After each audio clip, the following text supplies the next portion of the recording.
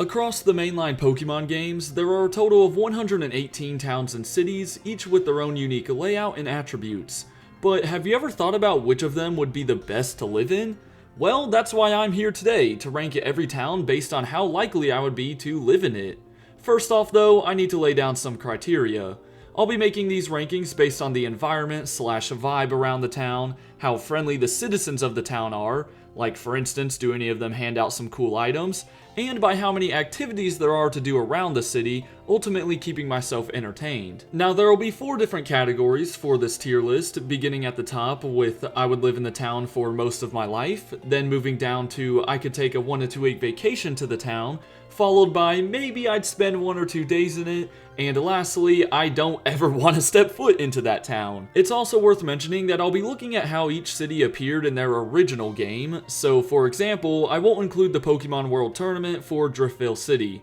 Sorry Driftvale, that's just the way I'm doing things. By the way, shout out to Jake Miller for partially inspiring this concept with his various ranking videos. I checked out his Pop Tropica one, and it was a really great watch. Anyways, make sure to hit that sub button as it really helps out the channel. And without further ado, it's time to rank every town and city in Pokemon.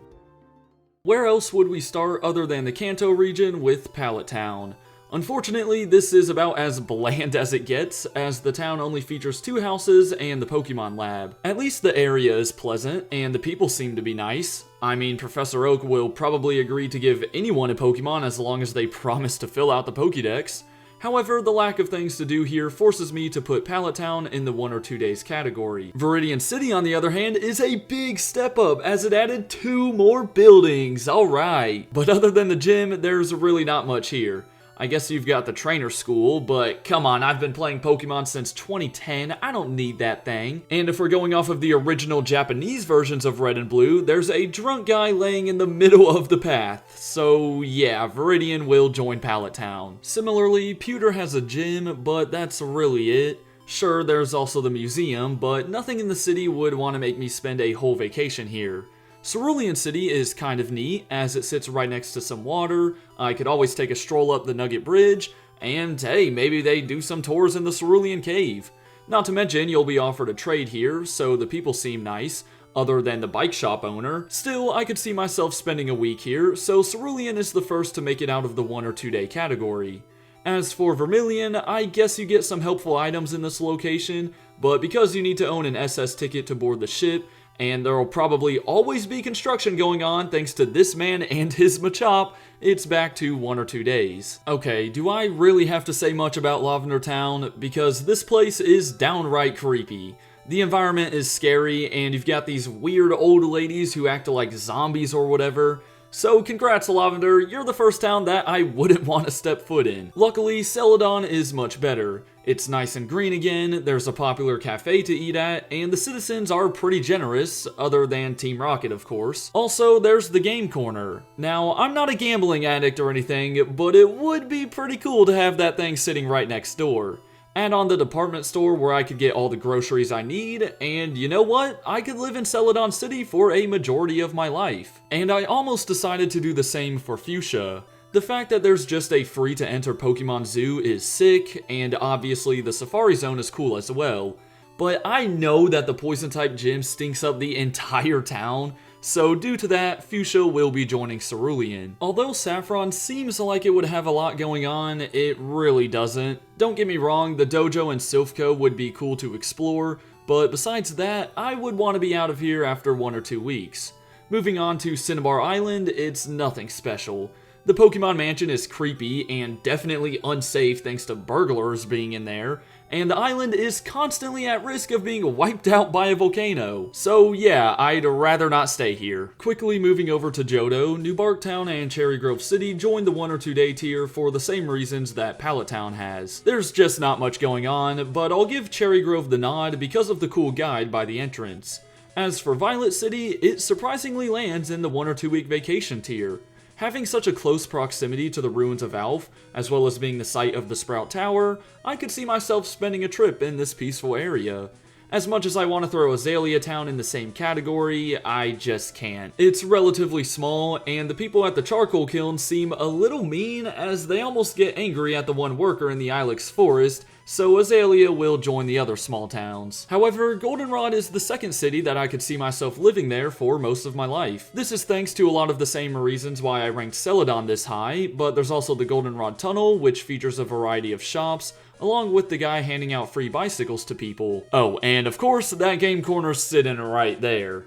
Ecruteak and Olivine are both dropping into the 1 or 2 day group, as sure they have some attractions and the people seem to be cool, but I wouldn't want to dedicate an entire vacation to those cities. The same can't be said for Cianwood though. I know it's a small town with not much happening, but just from the vibes alone of being along the ocean and staring off towards the Whirl Islands, I'll put Cianwood City in the second best tier. Let's be honest, Mahogany Town doesn't have much going on, so it'll join the ranks of Newbark and Cherry Grove. For Blackthorn City though, I'll barely stick it in the vacation tier, mainly due to the fact that it's on a mountaintop, which is pretty neat, and I guess there's some cool history with the Dragon's Den too. Switching gears to Hoenn, I couldn't see myself spending more than a day in Littleroot, Oldale, or Petalburg, so they're all going into the same tier.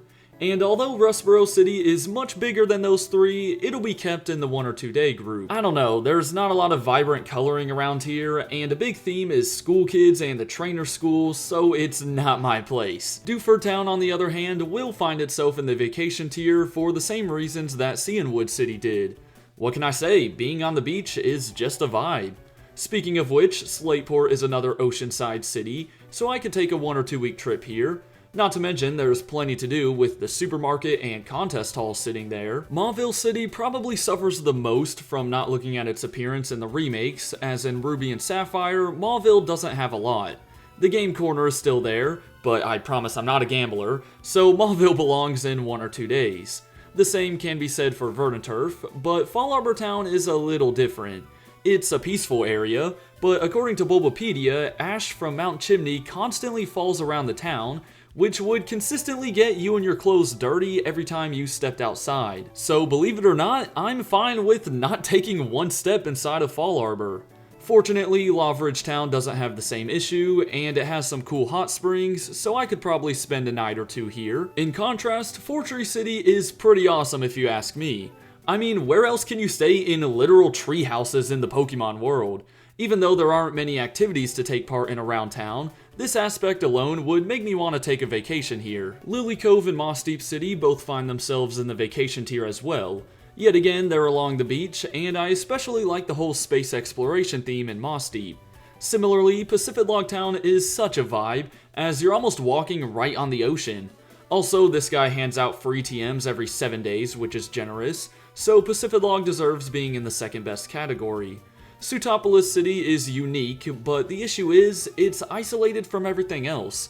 The only way to leave the town is by flying or diving underwater and then surfing away. That could definitely get annoying, so Sutopolis will be put in the 1 or 2 day tier. Rounding out Hoenn is Evergrande City. This is kind of interesting because basically the only thing here is the Pokemon League, which is cool, but where would I even stay for the night? It's not like I would never want to check out this place though, so I guess I'll throw Evergrande in the very bottom of the 3rd tier. I think we already know where Twinleaf and Sandgem Town are going to end up. To be fair, Sandgem is also on the beach, but whatever. However, Jubilife looks to be a bustling city with buildings that allow you to connect with anyone around the world. Top that with the fact that a dude hands out a free watch for answering the easiest questions of your life, and that there are plenty of areas branching from the town, I wouldn't mind settling down here for a majority of my life. Like Rustboro, Orberg City is just meh. I don't know, I wouldn't want to spend more than 2 days here. Now, I'm not the biggest gardener out there, so Floroma Town will also go in the same spot. I will say Eterna City is worthy of a vacation though. It has a good vibe, and the free bicycle is always a plus. From Amity Square to the contest hall to the PC storage lady who hands you an Eevee, Hearthome City is deserving of a lengthy trip. But thanks to the creepy vibes from the cathedral with no music, as well as the ghost type gym, it just barely misses out on the top tier.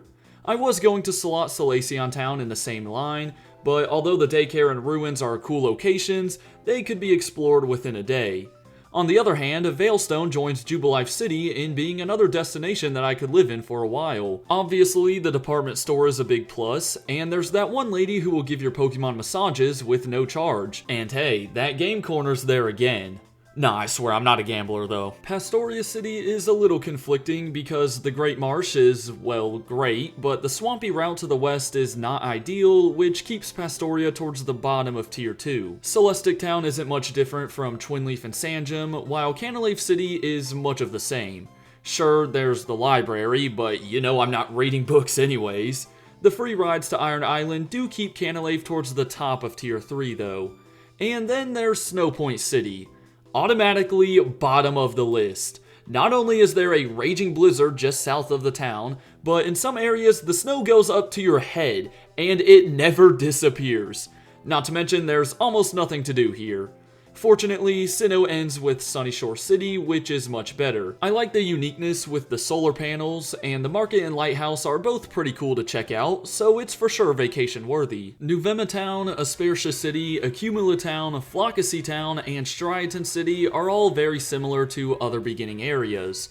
However, Nacrene and Burbank City actually have some things going on. Whether it be the museum or the Pokestar Studios, both of these places fit right into the vacation tier. Then we arrive at Castelia City.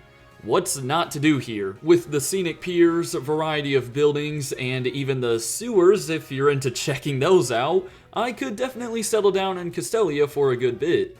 I also think there's a university here according to the anime, so that's neat.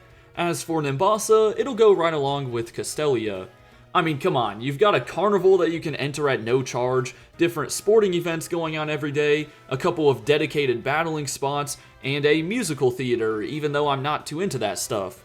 Nonetheless, Nimbasa seems like a fun place to live. Anvil Town is a pretty weird one, as it's not bad or anything, but the only thing to do is watch the trains go back and forth, so I just don't see why I would need to come here. Now, as I said, I'm not including the Pokemon World Tournament for Driftvale, which is a shame, because if I did, then it would probably be in the top category.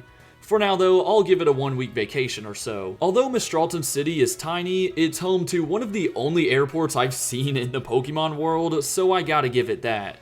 Still, I wouldn't want to spend more than a day or two here. The same goes for Icarus City, because sure, the Dragon Spiral Tower is neat, but in the wintertime, it would be annoying having to slide on ice just to get around. On the other side of Unova is Lentimus Town, which has sand blowing all over the place, as well as a creepy house off to the east, so yeah, no thanks. Undella Town finds itself in the vacation group though, thanks to, again, being right on the beach. I guess Lacunosa Town is just whatever, but Opelucid City is unique. This is due to the fact that depending on what version you're playing, the city will appear a little different. I don't really like how it looks in Pokemon White, but it's kinda cool in Black. I'll sneak it in Tier 2, only because I just remembered that the shopping mall sits right off to the west. I think you all know where Humolo City's ending up by now. The beach is right there, and the houses are also pretty sick. Finally, we've got Black City, which looks great and all, but you can only enter a few of the buildings, so it's back down to 1 or 2 days. Hopping over to Gen 6, Kalos begins with Vanaville Town, Aquacord Town, and Santaloon City. Sorry, there's just not much happening in these places, so 1 or 2 days is all they get. Similar to Castelia and Goldenrod, Lumio City joins the top ranking. With plenty of tourist attractions and restaurants, I feel like it would be sort of hard to get bored here. Not to mention, the professor just hands out the Kanto starters for free. However, I could easily get bored with Camphreer Town.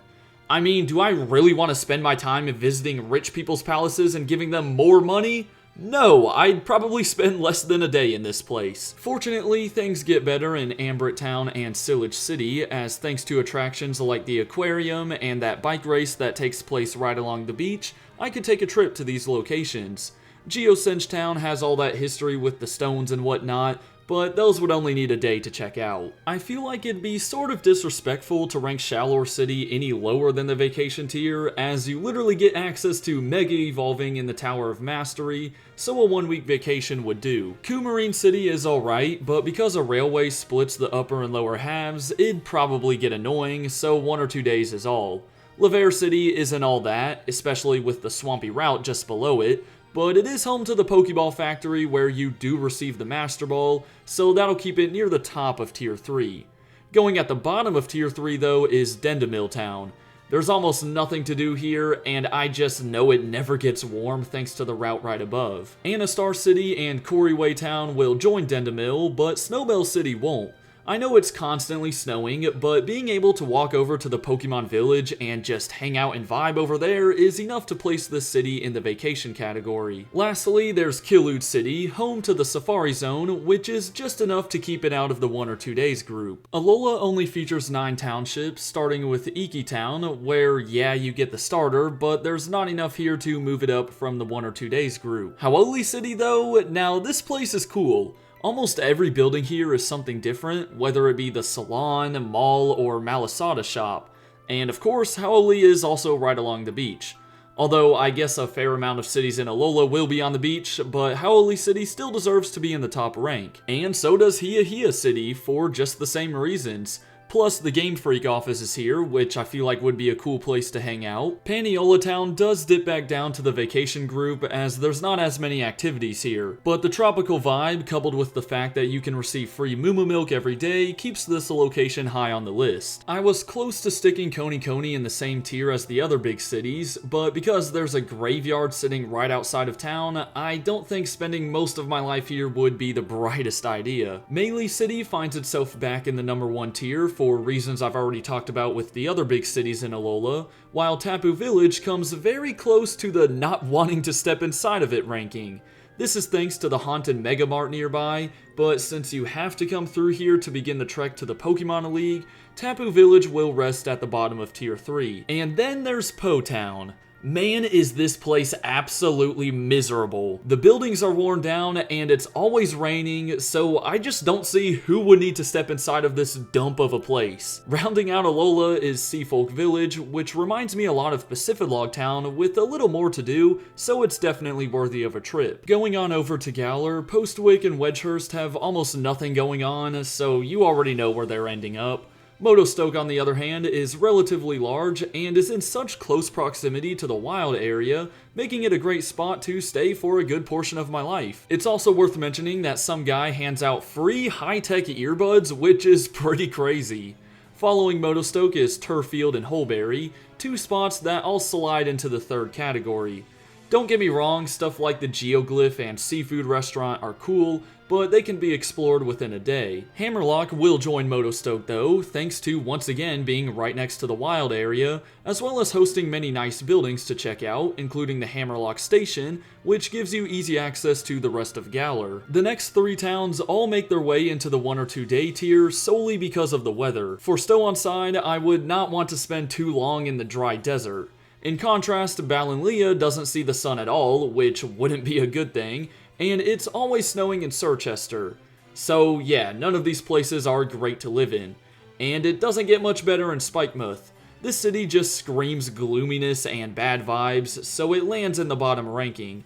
But I will put it above the other towns in this tier, only because I guess you'd be able to watch free rock concerts from peers every now and then. Along with Motostoke and Hammerlock, Winden is a great place to settle down in due to various cafes and shops, as well as the stadium, which probably hosts at least a few Pokemon battles every day, so you'd always be entertained.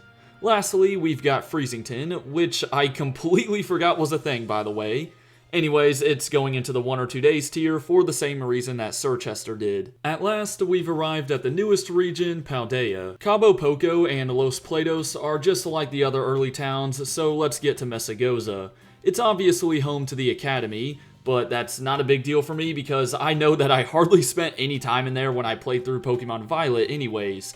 There's a ton of different shops and restaurants, but no other cool activities or tourist attractions, which restricts Messagoza to the top of Tier 2. West of there lies Cortondo, which isn't as big, and the citizens are somewhat strange, as they're into olives way too much, so I'd be satisfied with just a 1 or 2 day trip. Similarly with Artisan, gardening and sunflowers seem to be a big theme here, which, as I said before with Floroma Town, I'm not too interested in, so another short visit would do. Levincia, on the other hand, deserves a 1 or 2 week vacation. Not only are there a plethora of shops and restaurants, but the whole thing with social media and the spotlights really makes this place seem like it's bumping, you know? I feel like there's some hidden nightclubs in the town or something. Things cool down a bit with Cascarafa. Yo, why have they made city names so hard to pronounce nowadays? It's got a lot of shops and restaurants just like everywhere else, but nothing to make it stand out, so a couple of days here would be all I need. And I could say the same thing about Porto Marinada, Medali, Zapapico, Montevera, and Alfornado. I can see that the big trend across Paldea is chain shops and restaurants, which is great and all, but at a certain point it just gets repetitive.